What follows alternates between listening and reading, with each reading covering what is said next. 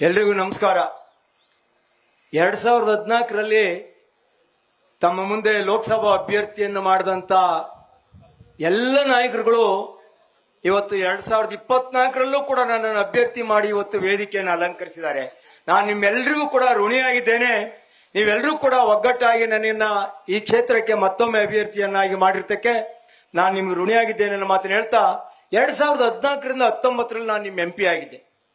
ಇವತ್ತು ತಮಗೆಲ್ಲ ಗೊತ್ತಿದೆ, ನಾನು ಲೋಕಸಭೆಯಲ್ಲಿ ಈ ಕಲ್ಪತರು ನಾಡಿನ ತೆಂಗು ಬೆಳೆಗಾರರ ವಿಚಾರ ಇರ್ಬೋದು, ರೈತರ ಆತ್ಮಹತ್ಯೆ ವಿಚಾರ ಇರ್ಬೋದು, ಸಾಲ ಮನ್ನಾ ಮಾಡ್ತಕ್ಕಂಥದ್ದು ಇರ್ಬೋದು, ಎತ್ತಿನ ಹೊಳೆ, ಮೇಕೆದಾಟು ಮತ್ತೆ ಮಹದಾಯಿ ಅಂತ ವಿಚಾರಗಳಿರ್ಬೋದು, ಮತ್ತೆ ಅನೇಕ ವಿಚಾರಗಳನ್ನ ನಾನು ಲೋಕಸಭೆಯಲ್ಲಿ ನಿಮ್ಮೆಲ್ಲರ ಧ್ವನಿಯಾಗಿ ಪ್ರಸ್ತಾಪ ಮಾಡಿದ್ದೇನೆ.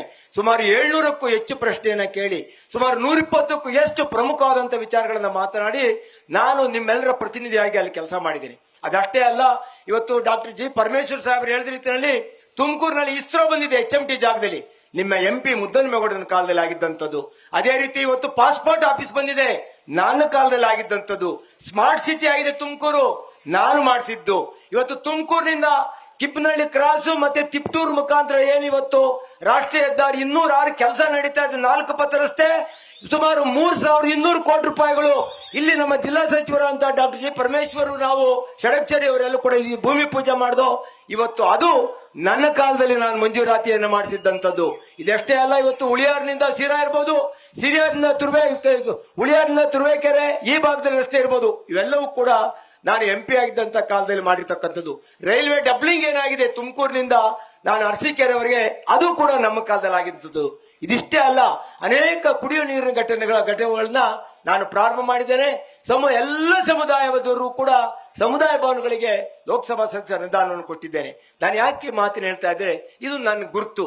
ನಾ ಧೈರ್ಯವಾಗಿ ಯಾವ ಊರಿಗೆ ಹೋದ್ರು, ಯಾವ ಜಿಲ್ಲೆಯಲ್ಲಿ ಯಾವ ಭಾಗಕ್ಕೆ ಹೋದ್ರು 5 ವರ್ಷಗಳಲ್ಲಿ ಏನು ಮಾಡಿದ್ದೀನಿ ಅದಕ್ಕೆ ದೊಡ್ಡ ಪಟ್ಟಿಯನ್ನೇ ಕೊಡ್ತೀನಿ. ಮಾನ್ಯ ಬಸವರಾಜರವರೇ, ನೀವು 5 ವರ್ಷ ನೀವು MP ಆಗಿದ್ರಿ. ನನಗೆ ಒಂದೇ ಒಂದು ಪ್ರಶ್ನೆ ಕೇಳ್ತೀನಿ, ನಿಮ್ ಗುರುತು ಏನು? ಈ 5 ವರ್ಷದಲ್ಲಿ ಏನ್ ಮಾಡಿದ್ದೀರಿ ಹೇಳಿ? ಈ ಜಿಲ್ಲೆಗೆ ನಿಮ್ ಕೊಡುಗೆ ಏನು?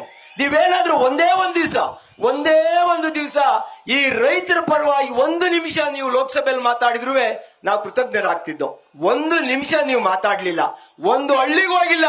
ಈ ಜಿಲ್ಲೆನಲ್ಲಿ ಮೂಲೆಯಲ್ಲಿರ್ತಕ್ಕಂಥ ಹಳ್ಳಿನೂ ನಾನು ಬಲ್ಲೆ, ನೀವು ಒಂದಿಸ್ಲು ಒಂದು ಹಳ್ಳಿಗೆ ಹೋಗಿಲ್ಲ, ನಿಮಗೇ ಗೊತ್ತಿಲ್ಲ. ಮತ್ ಯಾವ್ದೂ ಗೊತ್ತಿಲ್ದಲೇ ಇರೋರು, ಈ ಜಿಲ್ಲೆಗೆ ಸಂಬಂಧ ಇಲ್ದಲೇ ಇರ್ತಕ್ಕಂಥವ್ರು, ಈ ಜಿಲ್ಲೆಗೆ ಯಾವುದೇ ಋಣ ಇಲ್ದಲೇ ಇರ್ತಕ್ಕಂಥವ್ರನ್ನ ಮೈಸೂರಿಂದ, ಚಾಮರಾಜನಗರದಿಂದ, ಬೆಂಗಳೂರಿಂದ ಹಿಡ್ಕೊಂಬಂದು ನಿಲ್ಲಿಸಿದಿರಿ. ನಿಮ್ಗೆ ಹಳ್ಳಿಗಳು ಗೊತ್ತಿಲ್ಲ. ನಿಮ್ಮನ್ನ ಹಿಡ್ಕೊಂಡೋಗೋಣಂದ್ರೆ ಸೋಮಣ್ಣವ್ರಿಗೆ ನಿಮಗೆ ಗೊತ್ತಿಲ್ಲದ್ರೆ ಅವ್ರು ಎಲ್ಗೆ ಹೋಗ್ತಾರೆ? ಇದು ಪ್ರಶ್ನೆ.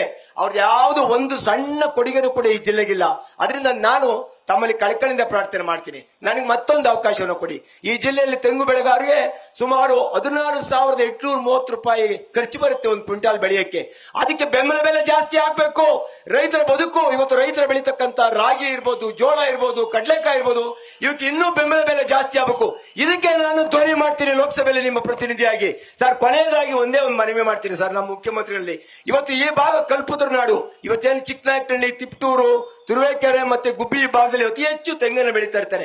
ಈಗ ಮೊನ್ನೆ ನ್ಯಾಫೆಡ್ ನಲ್ಲಿ ಕೊಬ್ಬರಿಯನ್ನ ರೈತರಿಂದ ಖರೀದಿ ಮಾಡಿದ್ದಾರೆ. 48 ಕೋಟಿ ರೂಪಾಯಿ ಅಷ್ಟೇ ಬರಬೇಕು ಸರ್. ಮುಖ್ಯಮಂತ್ರಿಗಳು ದಯಮಾಡಿ ಮನವಿ ಮಾಡ್ತೀನಿ, ಬರೀ 48 ಕೋಟಿ ರೂಪಾಯಿ ಮಾತ್ರ ಬರಬೇಕು. ಅದನ್ನ ರೈತರಿಗೆ ಬಿಡುಗಡೆ ಮಾಡಬೇಕು ತಾವು ರಾಜ್ಯ ಸರ್ಕಾರದಿಂದ, ನಂತರ ನ್ಯಾಫೆಡ್ ನಿಂದ ಪಡಿಬೇಕು ಅಂತ ನನ್ನ ಮನವಿಯನ್ನ ನಾನು ಮಾಡ್ತಾ ಕೊನೆಯದಾಗಿ ನಾನು ಒಂದೇ ಒಂದು ಮಾತು ಹೇಳ್ಬಿಡ್ತೀನಿ. ನಾನು ದೇವೇಗೌಡರು ಅವ್ರ ಮಕ್ಕಳವರೆಲ್ಲರೂ ನಾನು 44ರಲ್ಲಿ ಒಬ್ಬ ಗೆದ್ದಿದ್ದನು, ಅತ್ಯಂತ ಕ್ರಿಯಾಶೀಲ ಕೆಲಸ ಮಾಡ್ತಾ ಇದ್ದೆ. ನನಗೆ ಸೀಟ್ ಸಿಗ್ಲಿಲ್ಲ. 19ರಲ್ಲಿ ಸೀಟ್ ಸಿಗದಲ್ಲೇ ನಾನು ಸನ್ಮಾನ್ಯ ಮುಖ್ಯಮಂತ್ರಿಗಳು ಡಾಕ್ಟರ್ ಪರಮೇಶ್ವರ್ ಸಾಹೇಬರು ಎಲ್ಲರೂ ಇದ್ದರೆ ಅವ್ರ ಮುಂದೆ ಹೋಗಿ ಮಧುಗಿರಿಯಲ್ಲಿ ಭಾಷಣ ಮಾಡಿದ್ದೀನಿ, ಕೊಟ್ಟಿಗೆನಲ್ಲಿ ಭಾಷಣ ಮಾಡಿದ್ದೀನಿ, ತುಮಕೂರಿನಲ್ಲಿ ಭಾಷಣ ಮಾಡಿದ್ದೀನಿ, ಗ್ರಾಮಾಂತರದಲ್ಲಿ ಭಾಷಣ ಮಾಡಿದ್ದೀನಿ. ದೇವೇಗೌಡರನ್ನ ಗೆಲ್ಸಿ ಅಂತ, ದೇವೇಗೌಡರನ್ನ ಸೋಲಿಸ್ತಾ ಅಂತ ನನ್ನ ಮೇಲೆ, ಅಮಾಯಕನ ಮೇಲೆ ನಾನು ಸೀಟ್ ಕಳ್ಕೊಂಡು ನಾನು ಏನೂ ಮಾಡಿ ಇದುವರೆಗೂ ಒಂದು ಸಣ್ಣ ಸ್ಟೇಟ್ಮೆಂಟ್ ಮಾಡಿಲ್ಲ ಅವ್ರ ಮೇಲೆ, ಇದುವರೆಗೂ ಒಂದು ಕೆಟ್ಟ ಮಾತಾಡಿಲ್ಲ. ನನ್ನ ಮೇಲೆ ಸೋಲಿಸ್ತಾ ಅಂತ ಇವಾಗ 5 ವರ್ಷ ಸುಮ್ಮನೆ ಇದ್ರು. ನಾನು ಕ್ಯಾಂಡಿಡೇಟ್ ಆದ್ಮೇಲೆ ಶುರು ಮಾಡಿದ್ರೆ ದಯಮಾಡಿ ನಂಬೇಡಿ. ನೀವೇನಾದ್ರೂ ಕೂಡ ನನ್ನ ಮೇಲೆ ಅಪನಂಬಿಕಿದ್ರೆ ನಾನು ಇನ್ವಾಗ್ಲೂ ಕೂಡ ನಾನು ಯಾವ್ದು ನನ್ನ ಮೇಲೆ ಅಪವಾದ ಬಂದಾಗ ಧರ್ಮಸ್ಥಳಕ್ಕೆ ಹೋಗಿ ನಾನು ಪ್ರಮಾಣ ಮಾಡಿದ್ದೀನಿ, ಈಗಲೂ ಮಾಡಕ್ಕೆ ರೆಡಿ ಇದ್ದೀನಿ. ತಾಕತ್ತೀನಿ ಹೇಳಿ ನೀವು ನಾನು ಮಾಡಿದ್ದೀನಿ ಅದನ್ನೇ ಅಂತೇಳಿ. ಅದರಿಂದ ಈ ತರ ಮಾಡಬೇಡಿ. ಮತ್ತೊಬ್ಬ ಕ್ರಿಯಾಶೀಲ ರಾಜಕಾರಣಿಯನ್ನ ಕೊಲ್ತಕ್ಕಂಥ ಕೆಲಸವನ್ನು ದಯಮಾಡಿ ಮಾಡಬೇಡಿ ಅಂತ ಹೇಳಿ ಮತ್ತೊಂದು ಅವಕಾಶವನ್ನು ಕೊಡಿ. ನಿಮ್ಮ ನಿರೀಕ್ಷೆಗೆ ಮೀರಿ, ನಿಮ್ಮ ನಂಬಿಕೆಗೆ ಮೀರಿ ಯಾವತ್ತೂ ನಿಮ್ಮ ಗೌರವನ ಕಳೆಯಲ್ಲ. ನಿಮ್ಮ ನಂಬಿಕೆಗೆ ಮೀರಿ, ನಿಮ್ಮ ನಿರೀಕ್ಷೆಗೆ ಮೀರಿ ಉತ್ತಮ ಸಂಸ್ಥೆಯ ಕೆಲಸ ಮಾಡ್ತೀನಿ. ನನಗೆ ಮತ್ತೊಂದು ಅವಕಾಶ, ನನ್ನ ಕ್ರಮ ಸಂಖ್ಯೆ 1 ಮತ್ತೆ ನನ್ನ ಹಸ್ತದ ಗುರಿಗೆ ತಾವು ಆಶೀರ್ವಾದ ಮಾಡಬೇಕು ಅಂತ ತಮ್ಮನ್ನು ಕಳಕಳಿಯಿಂದ ಪ್ರಾರ್ಥನೆ ಮಾಡಿ ನಾನು ಮಾತು ಮುಗಿಸ್ತೀನಿ. ನಮಸ್ಕಾರ. ನ್ಯೂಸ್ ಫಸ್ಟ್, ನಿರ್ಭೀತಿಯಿಂದ ನಿಮ್ಮ ಪರವಾಗಿ.